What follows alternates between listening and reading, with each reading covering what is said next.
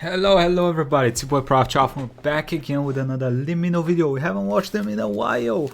Okay, so we're back now. Anyway, this is the lost colony of... Oh, damn it. Roanoke. Maybe. Let's see what happens. Near the end of the 16th century, a man by the name of John White embarked on a transatlantic No racist comments? Okay. voyage. His destination was the island of Roanoke along the southeastern coast of North America. Okay. On this island, White had established an English colony some 3 years before, and he was now returning to resume his position as governor. After a long and difficult journey, White finally reached the site of the colony, only to find the more than 100 men, women and children he'd left behind had disappeared. A secret message carved into a tree was one of the only clues left behind at the scene. Before White had a chance to conduct a more... Did anyone else get like shivers? Yo, I think this is the supernatural episode, right? The disappearing of this village was in the supernatural episode, I think, in season 2 with the plague, right? Pretty sure it was at some point in Supernatural. Extensive search, the ship returned to England, and in its wake, it left a mystery. What happened to the lost colony? Wait a second. My boy sailed over there to his village. He didn't find anyone. He found like 3 letters and everything. I was like, fuck it. Let's go back. Maybe look for them a little bit, my friend.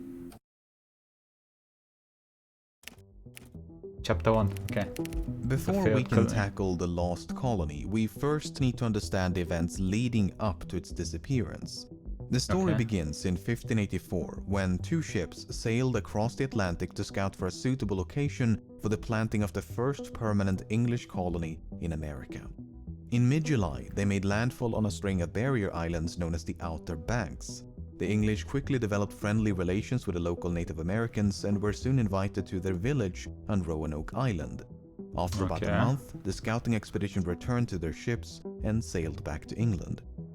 Upon the expedition's return in late September, the man in charge of the enterprise, Walter Raleigh, immediately began preparations to plant a permanent colony somewhere along the Outer Banks. Raleigh was soon thereafter knighted by Queen Elizabeth I, and the new land was to be named Virginia in honor of the Virgin Queen. In April of 1585, a fleet of 7 ships departed England with a complement of roughly 600 men and loaded with enough provisions to sustain the colony for about a year. The fleet reached the Outer Banks at the end of June, but was soon faced with a crisis. Navigating the waters of the Outer Banks can be notoriously treacherous, as indicated by these sinking ships. And when the flagship passed through one of the shallow inlets, it struck a shoal and was nearly destroyed. As the flagship carried the bulk of the provisions and most of it was now spoiled by seawater, the scope of the colony had to be dramatically reduced. About 100 men, far fewer than initially intended, were stationed on Roanoke Island, and with the natives' approval, they began construction of what was to become the Roanoke colony. The island was primarily chosen for its strategic value. It provided quick access to the ocean, while still making the colony invisible to Spanish patrols. You see, Spain had already colonized and laid claim to much of what the English now called Virginia, so they had to be careful not to attract any unwanted attention. A second wave of supplies and reinforcements was expected to arrive before the winter, but unbeknownst to the colonists, the resupply mission had been countermanded by the Queen to deal with more pressing concerns back in England. As such, once the colonists ran out of food, they had to rely on the generosity of the natives. However, the natives only had so much to spare and struggled to meet increasing demands by the colonists. This overdependence quickly began to strain their relationship. Meanwhile, people had begun to notice a disturbing trend. Every time the English visited a Native American village, many of its inhabitants would inexplicably collapse and die. The natives believed the English could kill from a distance by shooting invisible bullets, and they were not too far off. While unknown at the time, the English were carrying deadly pathogens to which the natives lacked immunity, and thus an epidemic was unwittingly unleashed upon the indigenous population. Oh shit. The two leaders back on Roanoke, Colonial Governor Rolfe Lane and Indian chieftain Wingina, eventually grew so suspicious of one another that cohabitation was no longer possible. Wingina decided to remove his people from the island and retreated to a larger village on the mainland. Meanwhile, Lane came to believe that Wingina had formed an alliance with other tribes and that they were plotting to launch an attack against the colony. Whether he was paranoid or not, Lane decided to take preemptive action. Wait, On he the 1st attacked of them? June 1586, Oh, you crazy Lane and maniac. his men made their way to the mainland village and massacred its people. One of the Englishmen chased after and decapitated Wingina, and his head was later impaled outside the fort of the colony. English hospitality, am I right? A week later, a large English fleet commanded by the renowned sea captain Sir Francis Drake dropped by the Outer Banks on its way back to England. Wait, wasn't this dude a pirate? Francis Drake? A week later, a large English fleet commanded by the renowned sea captain Sir Francis Francis Drake dropped by the Outer Banks on its way back to England. Given the lack of food and violent clashes with the natives, it was decided to abandon the colony. The colonists were hastily evacuated off the island, and then after 9 long months, they all returned home. Okay. All except 3 who were not located in time for the evacuation, and so the fleet left them behind. Wow. They were never heard from again. Wow. They probably got killed by the natives. If the scouting expedition of 1584 had been a resounding success, the colony of 1585 was a categorical failure. Relations with the Native Americans had completely fallen apart. The severe lack of food had made life miserable, and they had failed to track down rumored sources of gold and copper, which could have made the venture worthwhile. In spite of all this, at least one man was eager to return. His name was John White. White was a painter and artist by trade, and many of the maps and sketches that you've seen so far were either drawn by him or based on his work. Damn. Somewhat ironically, however, there are no surviving portraits of White himself.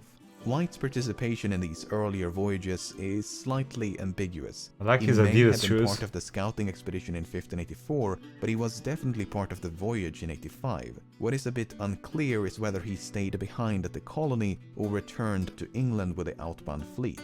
For instance, White's name... The names of all whose well gentlemen as others that remained one who yearly in Virginia under the government of Malter Raufellan is not included in a surviving list of all the colonists. But some William historians White. believe this is merely an oversight and that he was in fact part of the colony. In either case, Sir Walter Raleigh was eventually persuaded by White and others to attempt a second venture. Unlike the first colony, which had been more akin to a military outpost, the second would include women and children, including White's pregnant daughter, Eleanor Dare. After a long struggle to secure the necessary funds... Is this a very good idea though, after you guys pissed off the tribes over there? Wouldn't it be better now to have a military outpost there? A fleet of 3 ships commanded by White, who would also serve as the governor of the colony, departed England in late spring of 1587.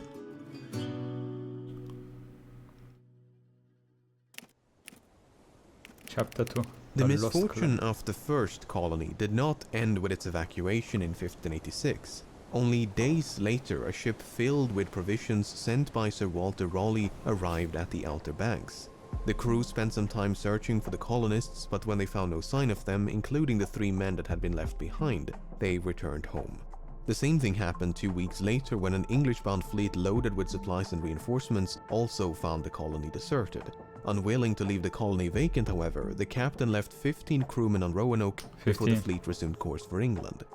John White had been told about the 15 crewmen before he departed, so when his fleet approached the Outer Banks in late July of 1587, he intended to pay them a visit. But this is where things get confusing. You see, the second colony was never intended to be established on Roanoke. After all, the long list of complications encountered by the first colony made it clear that Roanoke was far from an ideal location. Instead, the second colony, or the city of Raleigh as the man in charge had so immodestly named it, was to be planted somewhere along the coast of Chesapeake Bay.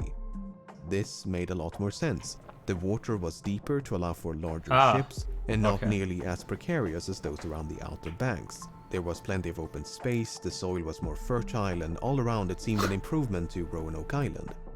But the fleet's Portuguese navigator, Simão Fernandes, had other plans. Fernandes had also been the navigator of the two previous expeditions and was a far more experienced sailor than White. So even though White was officially the captain, it seems much of the crew respected the authority of Fernandes.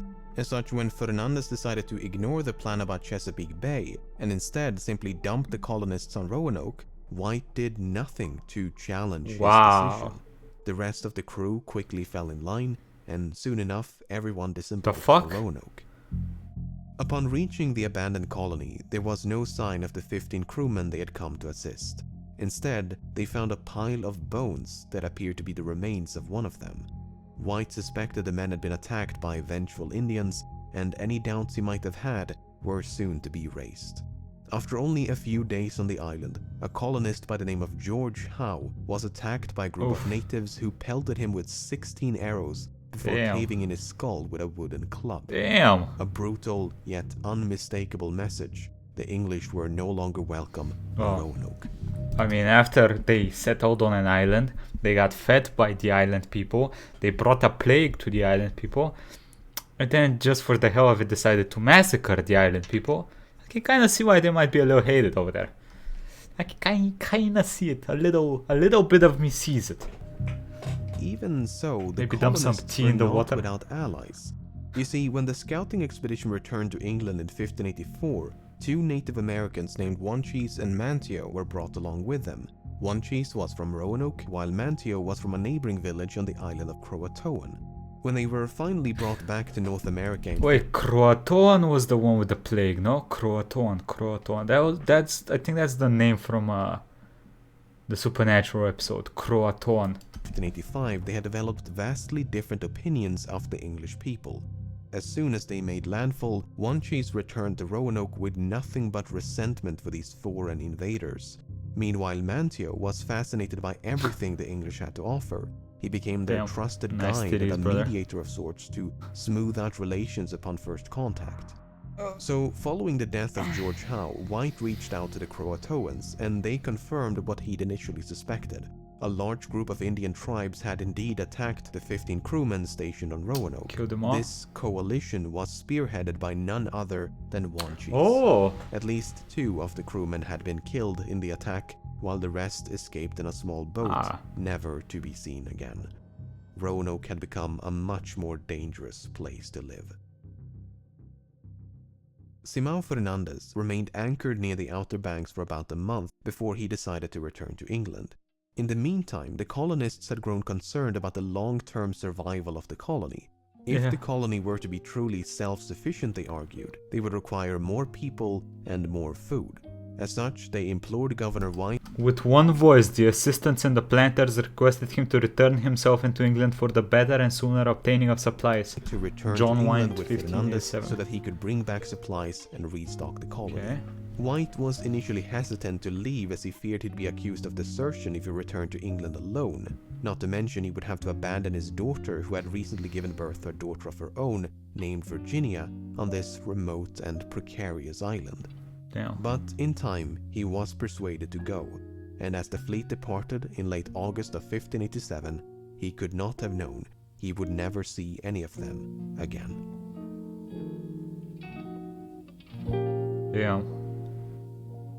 So his daughter and his granddaughter are there. Well, were there. After a long and difficult voyage, John White returned to a country at war. By orders of the Queen, no ships were to leave England until the threat of a Spanish invasion had passed. This was bad news for White, and his best efforts notwithstanding, he remained trapped in England for 3 long years. It was not until the spring of 1590, with the help of Sir Walter Raleigh, that White finally managed to book passage on a convoy bound for America. Upon reaching the Outer Banks in mid-August, plumes of smoke appeared to emanate from Roanoke Island. 2 boats were quickly dispatched, and the crew fired the ship's cannons to make their presence known. The men could see a great fire as they approached the island, but White never claimed. We espied towards the north end of the island the light of a great fire, Toros the Woods, John White, whether 1590. it was natural or lit by people. Once ashore, they made their way to the west end of the island and found a set of footprints. They appeared to be fresh, but there was no sign of those to whom they belonged. The search party then headed north and happened upon a tree where someone had carved the letters C-R-O. Croa. Upon reaching the entrance of the colony, they came across a second inscription. It was the word croatoan engraved into a wooden post. One of the chief trees on posters at the right side of the entrance had the bark taken off, and 5 foot from the ground in fire, capital letters was graven croatoan. The post was but one of many that now formed a defensive barrier around the colony. The colony itself was deserted, and clearly had been for some time, given the overgrowth of grass and weeds. The houses had been taken down and stripped of valuables. All they found were bars of iron, a few cannons, as well as 5 looted chests. There was no trace of the roughly 115 colonists, nor the small boats left in their possession. As far as anyone could tell, no one had lived here for quite some time. The story of the lost colony is often centered around the 2 engravings, and without the full context, it's easy to see how an author might imbue these inscriptions with intrigue and mystery. In truth, the carvings are some of the more well-understood elements of the entire story. At least, John White had no doubts about their meaning. White explains in his notes that before he left in 1587, he and the colonists had come to an agreement. We knew the letters to signify the place where I should find the planters seated, according to a secret token agreed upon between them and me at my last departure from them. If they decided to abandon the colony before the governor's return, they were to leave behind a secret token of their destination. Furthermore, if this abandonment was forced upon them, they were to include a cross to signify distress. Because no such cross had been found, White was confident the colonists had safely relocated to the island of Croatoan. Thus, White swiftly returned to the ship and convinced the captain to set course for Croatoan. But while the crew prepared for departure, the anchor cable snapped, and without the spare anchor, the captain felt it was too dangerous to continue. In the end, White never made it to Croatoan, and it was the last time he ever ventured across the Atlantic. What about his daughter? He was like, fuck, I can make another one. Jesus Christ, my guy.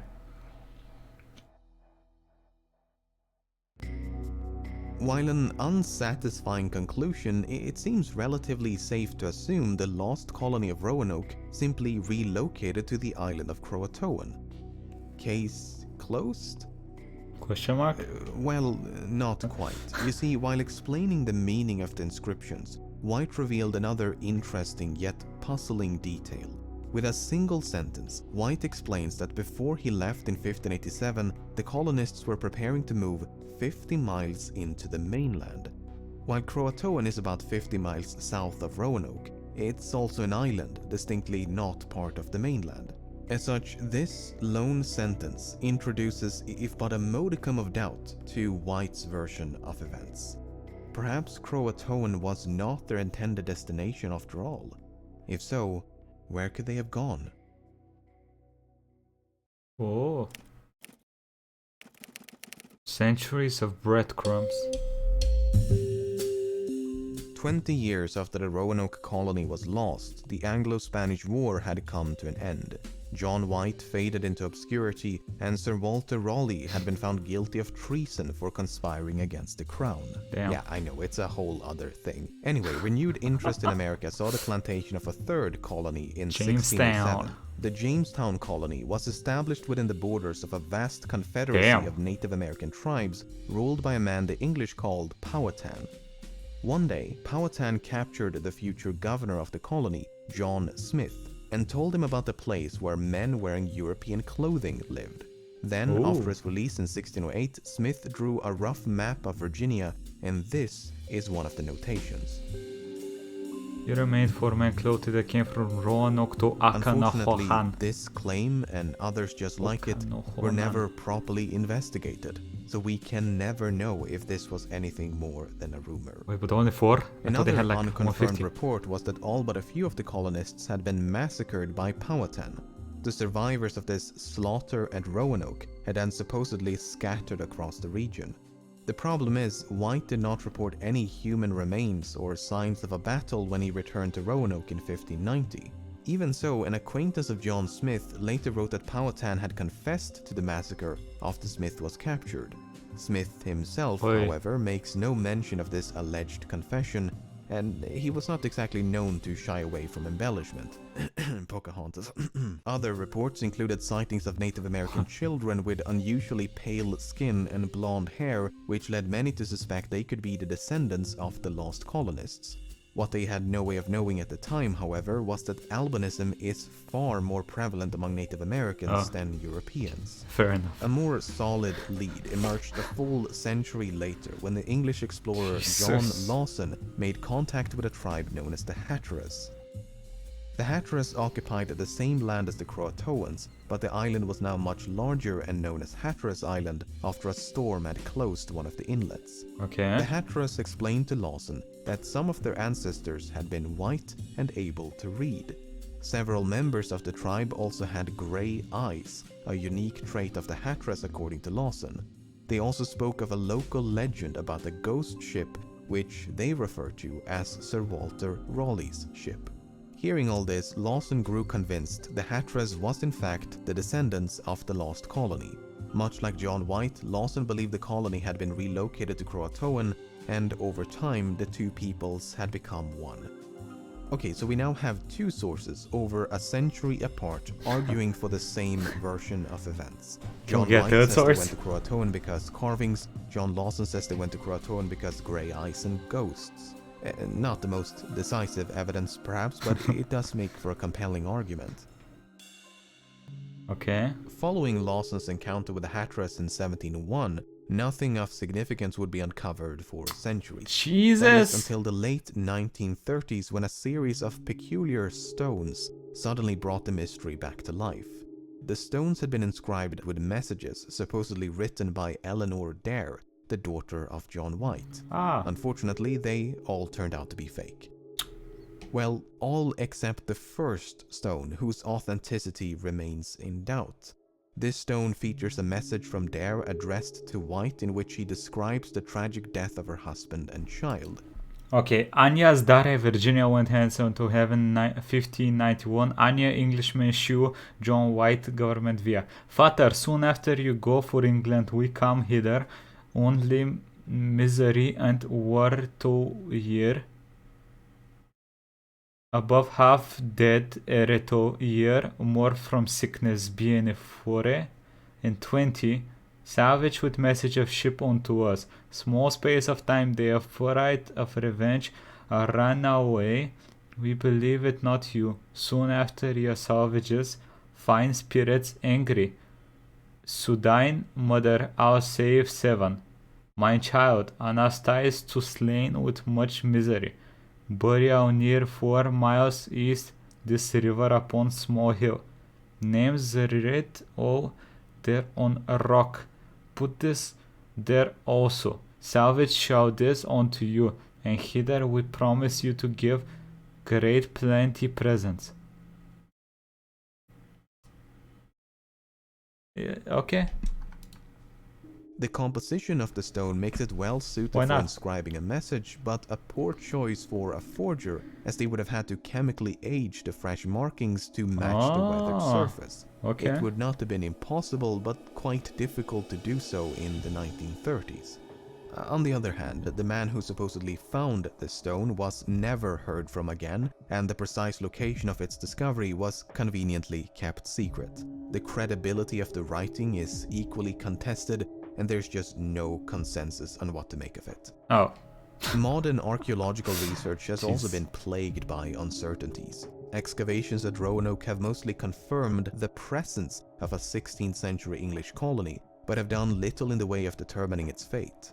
Meanwhile, excavations on Hatteras has yielded a mix of Native American and European artifacts, including the hilt of a light sword, but nothing that can be definitively linked to the lost colony. To make matters worse, much of the evidence may now be underwater due to centuries of shifting sands and erosion of the Everything's islands. fucked. It was partially out of frustration for this lack of progress that researchers made a remarkable discovery in late 2011. While inspecting White's map of Virginia, a member of the First Colony Foundation took note of these patches. Historically, patches like these have been used to correct minor mistakes, so no one had ever given them a second thought. This time, someone did and had the patches carefully examined. Okay. Underneath the lower patch, they found exactly what you'd expect, minor corrections. Underneath the upper patch, however, they found this. This four-pointed star is a typical representation of a fort. A comparable symbol can be seen on this map from the early 17th century. The paint used to draw the symbol matches the paint used elsewhere on the map, including the corrections drawn on top of the lower patch, suggesting it was drawn and concealed by White himself. More puzzling still, a slightly smaller four-pointed star enclosed by two concentric squares has been painted with invisible ink on top of the patch. This symbol can even be faintly discerned with the naked eye, meaning it's been hiding in plain sight all along.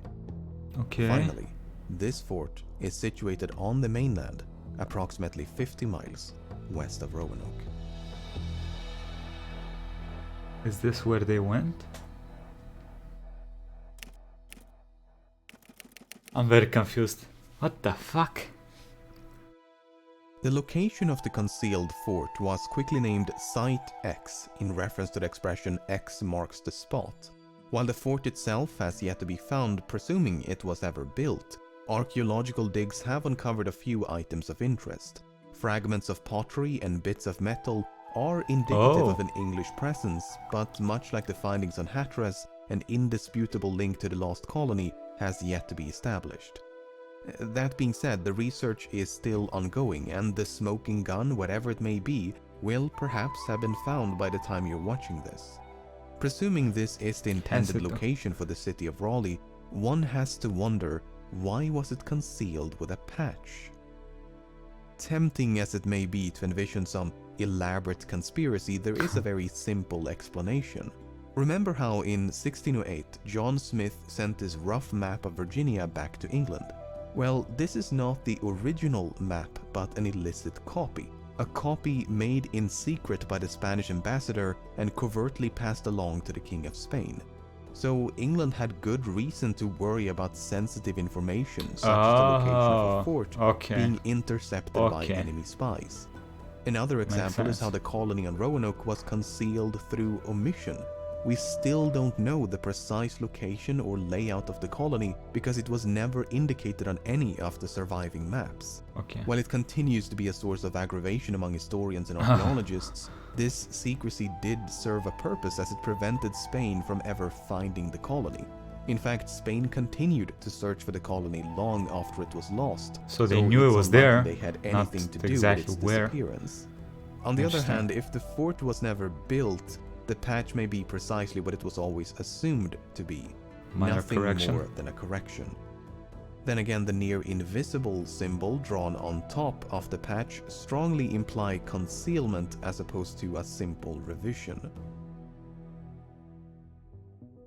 After going through all the available evidence, this is what I'm thinking. So John White left Roanoke in 1587. When he failed to return, the colony was split into two groups. One decamped for Site X, while the other went to live with the friendly Croatoans to await the governor's return.